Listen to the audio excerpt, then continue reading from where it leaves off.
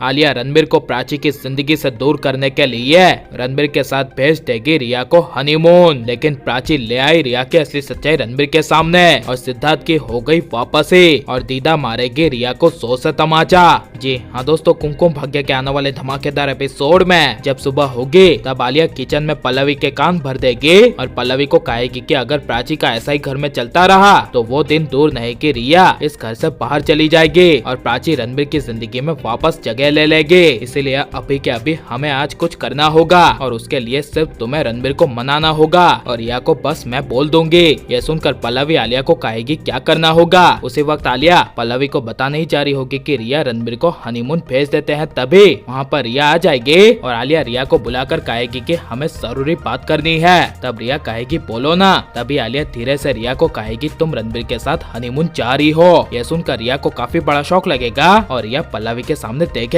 और पल्लवी अपनी गर्दन हिलाकर मुस्कुराती हुई हाँ कहेगी। यह देखकर रिया पल्लवी को 100 से गले लगा लेगी और रिया पल्लवी आलिया को कहेगी कि आज का दिन मेरी जिंदगी का सबसे स्पेशल दिन होगा, जरूर आज कुछ अच्छा होने वाला है। लेकिन जब रणबीर प्राची को उसकी प्रेगनेंसी की मेडिसिन यानी कि दवाई दिखाएगा और कहेगा कि तुम जो ये मेडिसिन ले रही हो वो एक प्रेग्नेंट लेडी को बच्चे के ग्रोथ में काम आती है, यानी कि इसका मतलब ये है कि ये मेडिसिन जो भी औरतें लेती है वो प्रेग्नेंट होती है और इंटरनेट के हिसाब से ये सारी मेडिसिन सिर्फ प्रेग्नेंट लेडी ही ले सकती है। इसीलिए अब तुम प्राची ज्यादा मेरे सामने झूठ बोलने का और छुपाने का नाटक मत करना, क्योंकि तुम्हारी सारी असली सच्चाई मेरे सामने आ चुकी है और इसके लिए अब मैं तुम्हें कभी माफ नहीं करूंगा। क्योंकि अगर प्राची तुम ये सारी बातें मुझे पहले बता देती तो शायद मैं तुम्हें माफ भी कर देता, लेकिन जिसे ये बात सबसे पहले इस दुनिया में जाननी चाहिए थी तुमने उसी से उसकी बात छुपाई और तुम माँ बनने जा रही हो ये बात जानने का तो मेरा हक था। फिर भी प्राची तुमने क्यों नहीं बताया। यह सुनकर प्राची कुछ बोल नहीं पाएगी, लेकिन जब हद से ज्यादा रणबीर आगे बढ़ जाएगा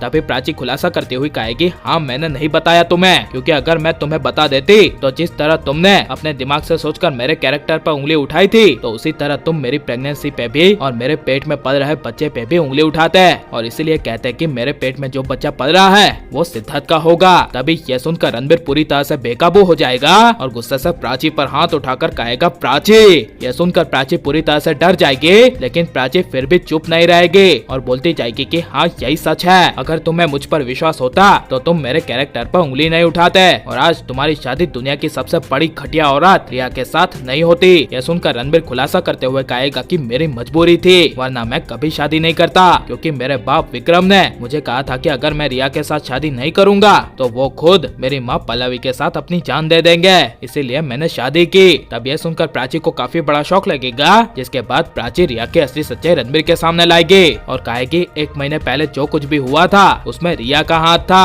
और मुझे सिद्धार्थ ने बताया कि रिया के साथ तुम्हारी माँ पल्लवी भी मुझे तुम्हें अलग करने में शामिल थी और तुम्हें याद होगा कि उसी दिन मेरे पापा और मेरी माँ कोमा में गए थे तो मैं और सिद्धार्थ होटल में उनके कातिलों को ढूंढने के लिए गए थे। ये सब सुनकर रणबीर के होश उड़ जाएंगे, लेकिन ये सारी बातें और कोई नहीं बल्कि पीछे से दीदा सुन लेगी, जिसके बाद दीदा मार देगी रिया को 100 से तमाचा और रिया की असली सच्चाई सबके सामने आ जानी चाहिए क्या नहीं, और रणबीर प्राची को अब एक हो जाना चाहिए क्या नहीं, और रिया को रणबीर प्राची की जिंदगी से बाहर निकाल देना चाहिए क्या नहीं। ये सब हमें कमेंट में जरूर बताएं और आप लाइक शेयर और हमारे चैनल को सब्सक्राइब करें।